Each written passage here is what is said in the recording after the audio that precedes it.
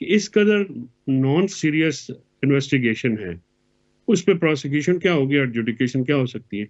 सो अगर प्रेशर नहीं रहेगा तो ये तो एक हफ्ते की मार है केसेस सारे, क्योंकि तमाम के तमाम केसेस जो हैं वो फ्रिवलेस एंड कंकॉक्टेड फैक्ट्स के ऊपर बनाए गए हैं। अब बात जो है, जो बातचीत होती है, जो मुज़ाकरात होते हैं, उनकी बुनियाद एक ही होती है। वो ये होती है कि जब दो फरीक बैठेंगे तो कोई किसको क्या देगा, क्या लेगा, और पॉलिटिकली बार्गेन क्या हो सकता है। इमरान खान साहब जो हैं वो क्या दे सकते हैं इनको, ओके बेटा खुदा हाफिज, तो क्या दे सकते हैं,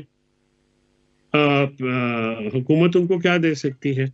तो इस चीज के ऊपर जो है ये मामलात है अभी, क्योंकि मुज़ाकराती अमल जारी है जी। और मुज़ाकराती अमल जो है बड़ा नाजुक है, ट्रस्ट डेफिसिट दोनों साइडों पे बहुत ज्यादा है। तो मैं बड़ा मुहतात हूँ इसमें गुफ्तगू करने में कि कोई ऐसी बात जो है वो ना निकल जाए अनइंटेंशनली भी, आज मजहर अब्बास जिस साहब सीनियर